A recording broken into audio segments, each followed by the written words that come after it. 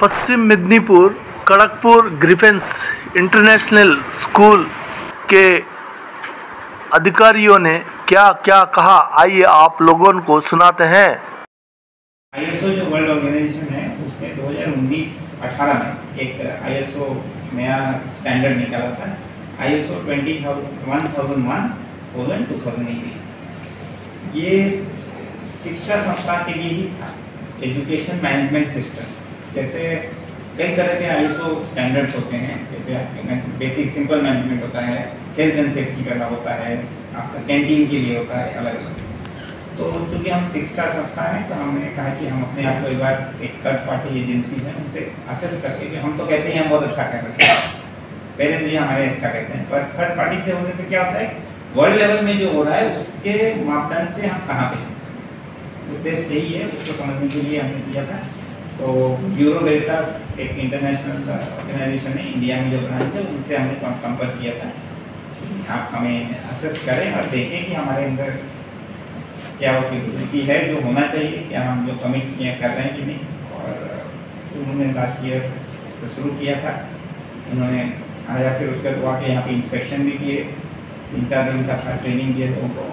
उसके बाद हमें वो सर्टिफिकेट 3 साल के लिए मिला। ये आपके सामने देखिए सर्टिफिकेट हमने लगाया। से हम शुरू से ही हमेशा हमारे दिमाग में है कि हमारे दिमाग में है कि हम बताते कि हमें एजुकेशन वर्ल्ड जो एक बहुत प्रसिद्ध मैगजीन है, खास करके एजुकेशन से रिलेटेड, तो हर स्कूल तो अच्छा कर ही रहा है, लेकिन अब उनको चाहिए भाई हम आगे और हर कॉम्पिटिशन में आगे जा सकें। और इसलिए हम सोच रहे हैं कि एक ग्रिफिन्स एकेडमी करके हम शुरू करेंगे। ग्रिफिन्स एकेडमी का रोल क्या रहेगा कि जो बच्चे आईआईटी की तैयारी करना चाहते हैं, नीट या और कोई बोर्ड एग्जाम का स्पेशल फोकस करना चाहते हैं, इंटरनेशनल लेवल ओलंपियाड जो करना चाहते हैं, वो बहुत कॉम्पिटिटिव हो गया है, उसकी तैयारी करना चाहते हैं, तो उसके लिए हम उनको अलग से करवाएंगे। एक और चीज़ क्या हो जाता है, स्कूल जैसे बच्चे आते हैं हमारे, लेकिन क्या है 2 बजे घर चलते हैं, फिर उसके बाद वहाँ पर कोई सपोर्ट नहीं मिलता है, जो एडिशनल सपोर्ट। कक्षा में 40 बच्चे रहते हैं, सब तो बराबर नहीं होते, कोई बहुत तेज बच्चा है, कोई बहुत कमजोर बच्चा है, टीचर सबको देख के पढ़ाना पड़ता है, लेकिन बहुत तेज बच्चों को हम अगर एक्स्ट्रा हम अभी से सपोर्ट नहीं देंगे तो वो कम्पीट नहीं करते।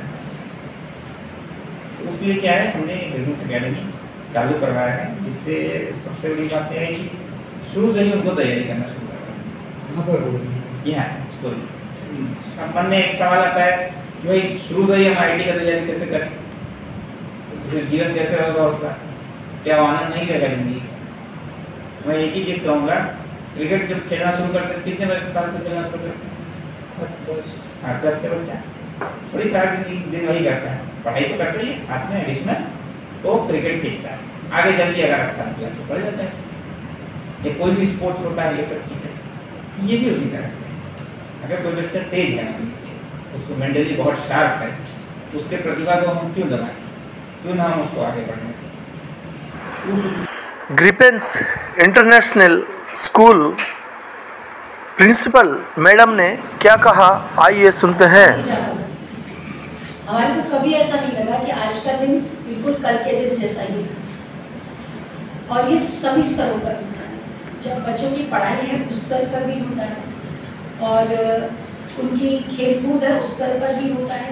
अगर मैं देखूँ तो हमारे पास जो फैकल्टी है, चाहे वो एडमिन के लोग हैं और चाहे वो शिक्षक गण हैं, तो हर दिन हमें ऐसा लगता है कि आज जब हम दिन खत्म करते हैं तो ऐसा ज़रूर लगता है कि आज हमने कुछ नया किया, नया सीखा, नया सिखाया।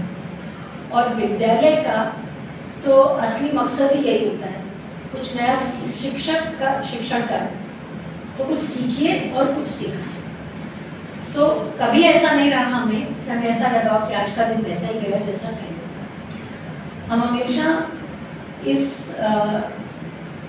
क्षेत्र में, विद्यालय में लोगों को ऐसा अक्सर कहते सुनते हैं कि मेरा 20 साल का एक्सपीरियंस है या मेरा 19 साल का तजुर्बा है, पर उस एक्सपीरियंस को अगर आप एक ही तरह से हर साल व्यतीत करेंगे तो वह, अगर आपने पहले साल वही किया और 20 साल भी वही करें, तो आपके 20 साल का एक्सपीरियंस बराबर है 1 वर्ष के एक्सपीरियंस। पर मुझे कभी ऐसा नहीं लगा कि ग्रिफिन्स में पिछले सालों में भी और आगे आने वाले सालों में भी कोई नया दिन, हर दिन नया दिन और नई शुरुआत जैसा। और आज हम जबकि ग्रिफिन्स एकेडमी का शुभारंभ करने की घोषणा करने के लिए हम सब यहाँ पर एकत्रित हुए हैं, मुझे बहुत भरोसा है कि जैसे ग्रिफिन्स स्कूल पिछले 6 वर्षों में उसने अपनी एक पहचान बनाई, फिर हमने जब 2 साल पहले, तो दूसरा साल भी 1 साल ही कहना चाहिए, 1 साल पहले जब अपने बॉयज़ हॉस्टल शुरू किया, वहाँ उतने बच्चे नहीं हैं, हमारे पास करीब हॉस्टल में भी 50 करीब बच्चे, पर हम वादे से कह सकते हैं और बहुत पूरे कॉन्फिडेंस से कह सकते हैं कि ये सब बच्चे अपने पढ़ाई क्षेत्र में बहुत ही अच्छे हैं। आपको अंदाज़ा नहीं होगा कि किस तरह के बैकग्राउंड से बच्चे आते हैं, वो दूर दराज के क्षेत्रों से आते हैं जिनको सिर्फ बंगाली ही। ग्रिफिन्स इंटरनेशनल स्कूल के चेयरमैन अभिषेक कुमार यादव प्रेस वार्ता के दौरान उन्होंने क्या क्या कहा, आइए आप लोगों को सुनाते हैं। स्कूल करीब 6.5-7 साल लगभग पूर्ण करने जा रहा है और कुछ हम अपने अचीवमेंट जो बहुत अच्छे हुए हैं उनको हम अवगत कराने के लिए किया है और एक हम नया ग्रिफिन्स एकेडमी चालू कर रहे हैं उसके लिए। जैसे स्कूल ने ISO 21001-2018 में सर्टिफिकेशन प्राप्त किया है जो पूरे वेस्ट बंगाल स्टेट में पहला स्कूल है और हम सेफ्टी के सर्टिफिकेट भी पास किए हैं जो 99.1% सेफ्टी रैंकिंग से, जो एक बहुत अच्छा मतलब परसेंटेज है। सिर्फ 1-2 मतलब 0.9% मिस हो गया, जो मुझे आशा है अगली बार हम 100% पे पहुंच जाएंगे। तो ये सब बताने के लिए और ग्रिफिन्स एकेडमी जो बच्चों को स्पेशल फोकस देने के लिए, खास करके जो अच्छे बच्चे हैं उनको हम स्पेशल हिसाब से फोकस देना पड़ता है ताकि बड़े बड़े जो एग्ज़ाम्स हैं मतलब आगे जाके उसके लिए तैयार हो सकें, या ओलंपियाड एग्ज़ाम आज के दिन इंटरनेशनल लेवल को में जो भारत देश को रिप्रेजेंट करना है तो उसके लिए हमको अलग से तैयारी करवाना पड़ता है बच्चों को, वो हम रेगुलर स्कूल के समय पे नहीं कर पाते हैं। इसलिए स्कूल के बाद हम इसका प्रोग्राम कर रहे हैं और जो बच्चे अच्छे हैं जो इंटरेस्ट लेना चाहते हैं उनके लिए खास करके किया गया है। और सर अभी सिचुएशन के हिसाब से टेक्नोलॉजी के ऊपर पूरा दुनिया चलता है जी सर। और आपका इधर में खास ऐसी क्या है?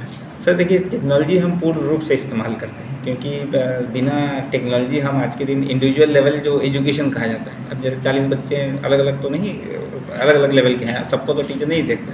टेक्नोलॉजी इस मामले में बहुत मदद करता है। हम जैसे लैब्स में बच्चों को स्पेशलाइज्ड टेस्ट करवा सकते हैं।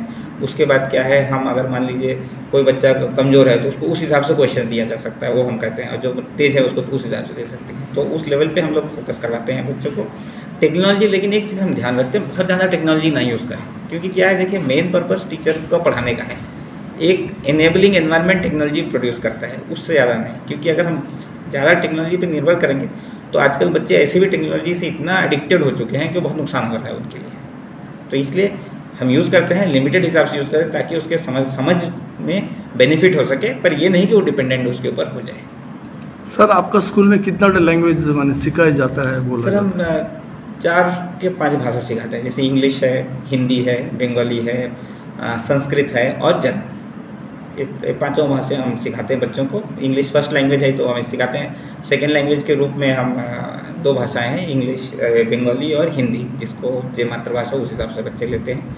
और फिर हम थर्ड लैंग्वेज के रूप में जर्मन और क्या कहते हैं संस्कृत दोनों सिखाते हैं। जर्मन भी होता है? जी, जर्मन हम कक्षा 3 से सिखाते हैं क्योंकि एक फॉरेन लैंग्वेज है। और आज के दिन देखिए पूरा दुनिया देखिए एक ग्लोबल विलेज बन चुका है और हमारा कंपटीशन जो हम भले सोचें कि हमारे भारत देश के अंदर ही है, पर जब हाई लेवल पे हम सोचना शुरू करते हैं ना तो फिर पूरे दुनिया लेवल पे कंपटीशन है। आज के दिन टॉप CEOs हमारी इंडियन कंपनीज के विदेशी लोग हो चुके हैं और हमारे देश के लोग विदेश में जाके CEOs बन के रखे हुए हैं, टॉप पोजीशन मैनेजमेंट में ऑक्यूपाई कर रहे हैं। तो अगर हम बच्चों को उस हिसाब से तैयार नहीं करवा पाएंगे तो हम जो प्रतिभाशाली बच्चे हैं, जो केपेबल है, उनको हम क्यों अपने तरफ से कमज़ोर करें। तो हम इसलिए वो भाषा भी सिखाते हैं। Okay sir, thank you sir. जी सर, थैंक यू। ये बहुत इम्पोर्टेंट है। दूसरा मोस्ट इम्पोर्टेंट है कि स्कूल एग्जाम तो अच्छा करना है।